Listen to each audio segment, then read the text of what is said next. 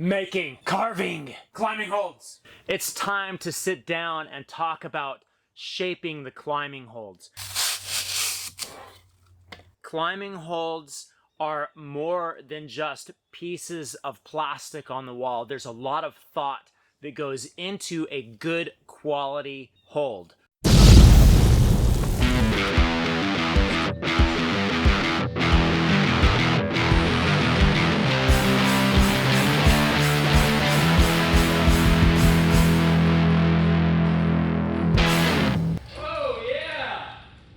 We are talking about the DIY climbing holds that you can make at home, where you can buy those supplies. We're getting back into that series. It's been a long time since I started that series. A lot has happened. That's dad life.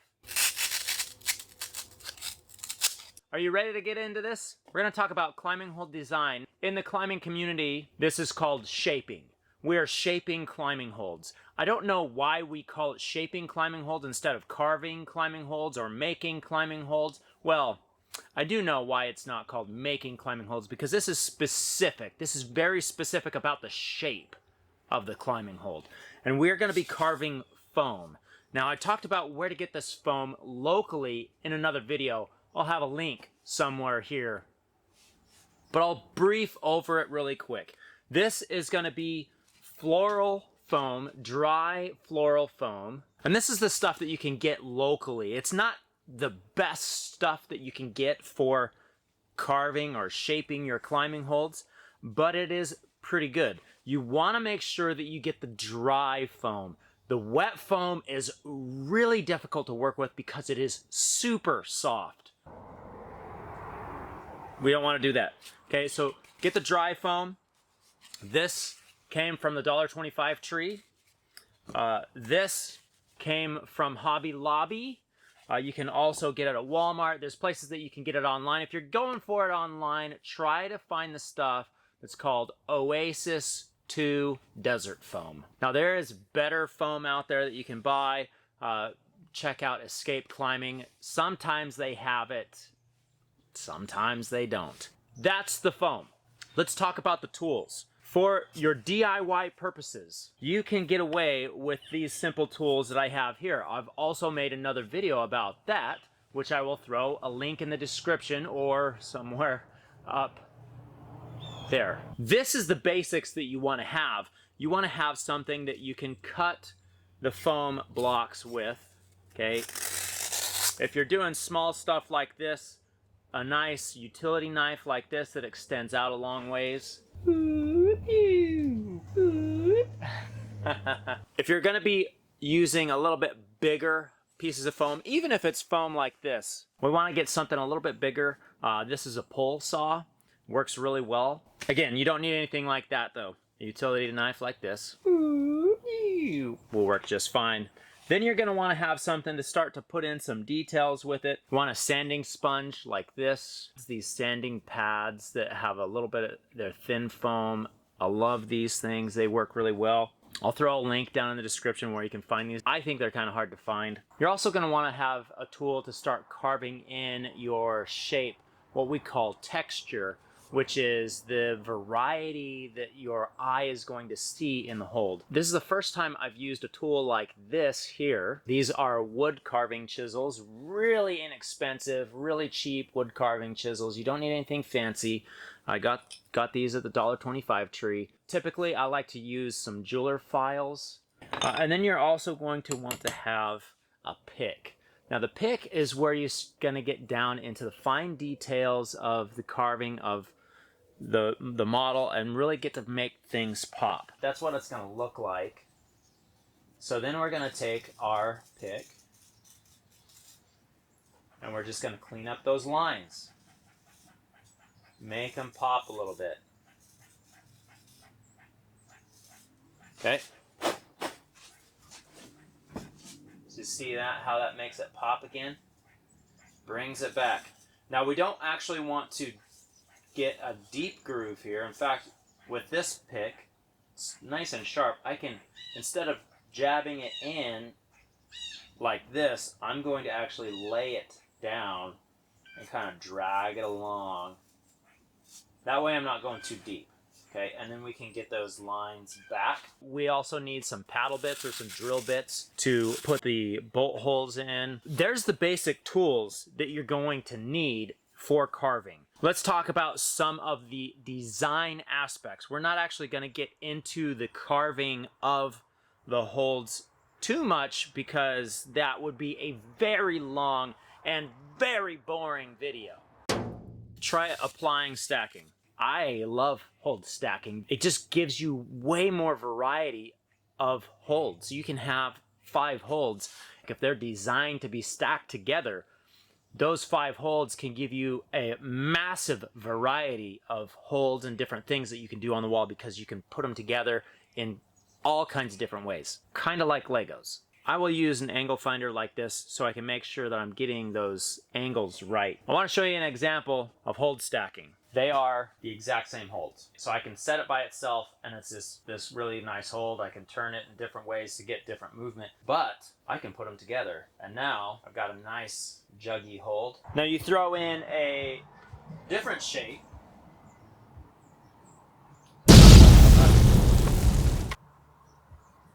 Huge amounts of variety. Wham! Now let's talk about another rule that I have for climbing holds. And I'm not going to get into the dimensions of the shape so much as the usability of the shape. And I want to talk about lines. Okay, these lines right here, they look cool. So if I were to shape a hold, let's say I'm like, kabow, kasing, yeah, whoo.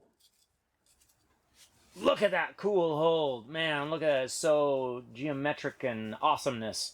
Well, when people climb on this hold, these sharp lines right here are actually going to be the places where you're going to rip your skin. Now, I don't want to rip my skin when I'm climbing on plastic. I want to save that for the real rock, okay? If I'm going to damage myself, I want to damage myself on real rock. Something that, yeah, it's more worthy of destroying myself over. There's no reason to destroy yourself when you're climbing on plastic. So instead of leaving those sharp lines, even if you want to make a geometric shape like this,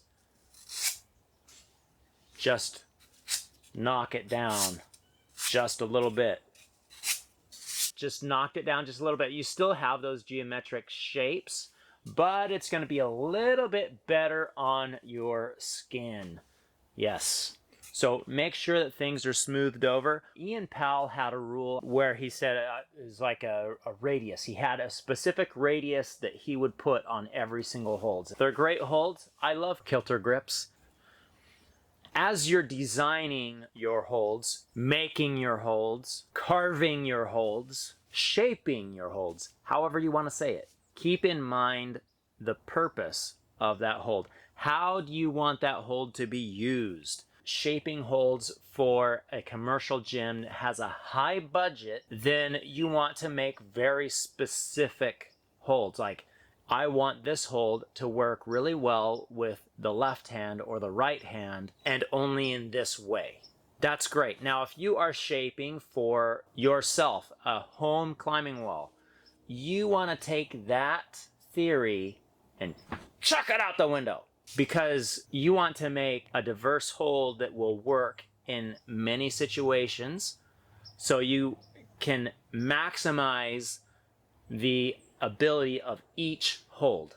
So I try to make holds that are universal, so I can grab this with my right hand, I can grab this with my left hand, and it's going to feel the same, it's going to work the same. And you want to think about it on a vertical surface. What's that hold going to be like? I can put this hold on here and think about what that's going to be like. I can imagine that right here, but as I've shaped with other people and tried to teach them in person, they just have a really hard time thinking about it. Like, they'll grab a piece that's like this and they'll put it down on the, they're like, oh yeah, man, that's really, no. So you really got to think about how you're going to be pulling down on that hold, how your hand is going to come over it. Is it going to be sharp? Is it going to get into the texture that you're putting on the hold and cause injuries? This is the final stages I'm going to rotate the hold around so I can see any unwanted lines, because those sharp edges, they're just there to rip your skin apart. So we want to make sure that they're not there, especially hiding in these nice smooth surfaces. That's a good sign that you're an amateur shaper if you have these little lines that are little sanding lines that are in these smooth surfaces. I know I don't like to see that when I buy a hold. It's frustrating because that shaper didn't take the time to make it nice and smooth and really go over it and getting that quality dialed in. Once you have that all dialed in, let's go ahead and we're going to throw some bolt holes in these couple of holds that I've got designed out here. Let me find my drill bits. So I like to use paddle bits. There's two different paddle bits that you can start with. 5/8 is just perfect for a button head cap screw in the United States. It leaves no room for error. 3/4 inch leaves a little bit of room for error, and it also makes it compatible for guys that are using metric bolts. We're going to go ahead on this and we're going to try to use a 3/4 inch paddle bit. I'm going to look at this hold and I'm going to come down right in the center. I'm going to screw up my pattern, which is really sad, but that's what it's going to have to be. The things that I'm thinking of as I'm putting this down: how is the pressure going to be going through the hold? I want that pressure going directly through the bolt. That's going to allow less chance for spinnage. I also want to make sure that the bolt hole is going to be far enough away from any reliefs that are in the back of the hold that it's not going to affect it. So this hold, being as small as it is, makes it much harder. Now I'm just going to slowly spin this. A lot of times I do this on the drill press, but I know you guys at home may not always have a drill press, so I'm trying not to do it on a drill press. There we have our bolt hole. Now if I wanted to, I can take these lines up and around the bolt hole, which might make it look cool, but it's not too bad just the way it is. So I think I'm going to leave it. Now we're not quite done with the bolt hole, because that's just for the head. Now we want to take a 3/8. You got to make sure you get this dead in the center, especially if you're using a 5/8. A drill press makes this so much easier, guys. If you've got a drill press, do this on a drill press. That model is done. No, it's not done. It's not done. I actually need to come in here. I'm going to smooth out this line. It's a nice sharp edge. We don't want any sharp edges. People will be using that as they're climbing. It's impossible to keep them from it. So I'm going to just make sure that it's nice and smooth by running my finger across it, knocking down those sharp edges. And then I'm going to use my directional light, which is my camera light right now, off screen, and I am going to rotate this hold to see if any shadows pop up. There's a shadow. And there's another shadow. I'm going to rotate it in all directions to see if there's any imperfections that's in this model. Right, there's one.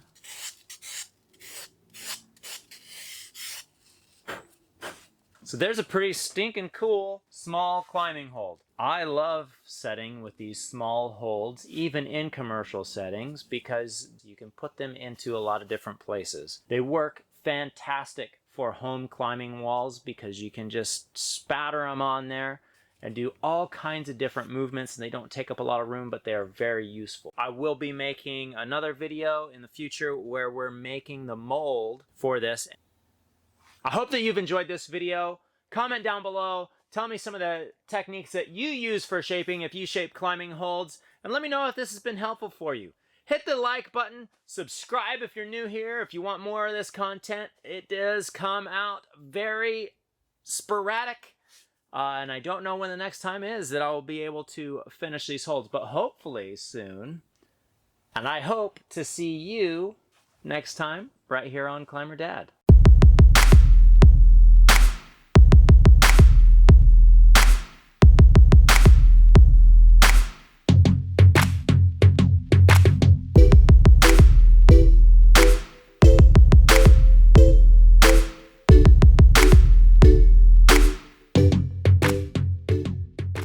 Thanks for watching.